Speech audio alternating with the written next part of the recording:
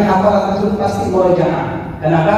Karena Rasulullah sendiri yang menyampaikan. Ta'ahadul Quran fawalladzi nafsi biyadihi lahuwa asyaddu tafasyan dan ibil fi uquliha.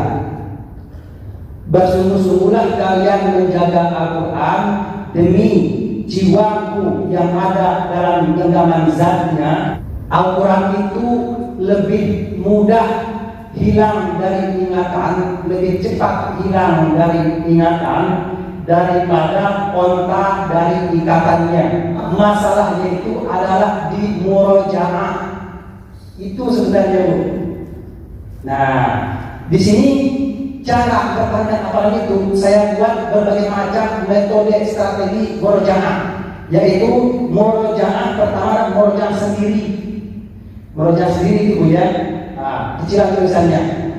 Ya, saya sampaikan saja. Murojaah sendiri Bu, kita meluangkan waktu sendiri. Dalam waktu 24 jam itu, kapan waktunya kita khususkan untuk murojaah. Terpisah dengan waktu menghafal. Ada waktu menghafal tersendiri, waktu murojaah tersendiri.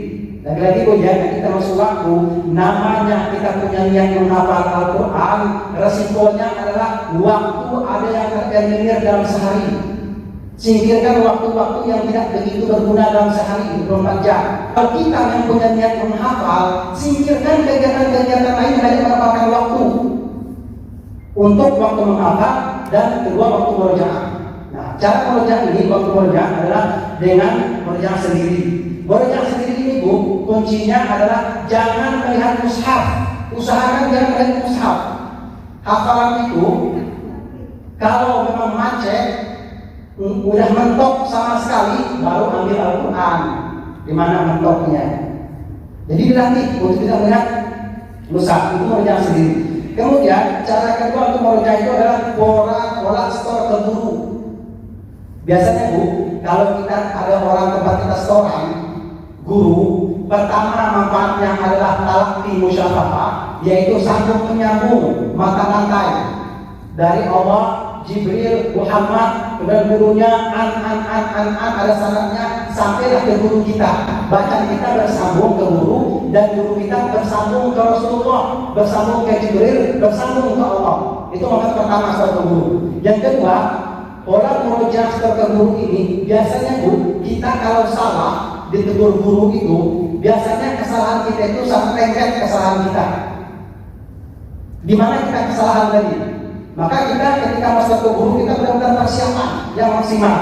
Contoh, waktu saya store hafalan dengan Imam Masjid Al-Azhar, Imam besar Masjid Al-Azhar Kairo, tempatnya ngaji Imam Syafi'i. Saya baru nyadar juga itu, setelah lama saya belajar di tempat itu, ternyata itu tempat ngaji Imam Syafi'i. Ada teman saya yang mau ikut storan sama saya bilang, kalau mau storan sama guru sama Syekh Imam Azhar, walaupun murojaah benar-benar disiapkan yang matang, benar-benar lancar. Karena Bu, sekali salah harokat ditegur, ketiga pertama, kedua nyambung, habis kita digampar sama Syekh. Tangan Syekh besar-besar Bu. Simak bersama ini Bu. Kalau kita misalkan punya komunitas di pondok pesantren, biasanya makin murojaah bersama, simaan bersama antar teman, saling menyimak hafalan kita. Kalau kita sudah punya 5 lembar ini dimurojaahkan, misalkan selang-seling satu halaman. Teman baca 1 halaman, kita nyimak. Kemudian kita baca 1 halaman berikutnya, teman yang nyimak. Lanjut kemudian murojaah keempat adalah pola uji coba. Nah, uji coba ini adalah biasanya kita merasa lancar hafalan kita. 1 juz misalkan yang pertama, kedua, ketiga berurutan ngalir ke terakhir. Tapi ketika dites sama teman membaca potongan ayat, lanjutkan ayat berikut ini. Bismillahirrahmanirrahim. Walladzina amanu wa 'amilus sholihati lahum. Banyak banget Al-Quran Bu. Ikut musabaqah hifzil Quran. Musabaqah hifzil Quran Bu, itu semuanya dari tingkat RT, kecamatan, desa, kabupaten, provinsi, nasional sampai se-Indonesia, cara ngekesabarannya seperti itu.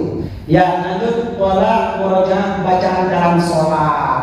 Nah, ini pola bacaan dalam sholat Bu ya. Ini caranya adalah kita membaca hafalan kita pada waktu sholat.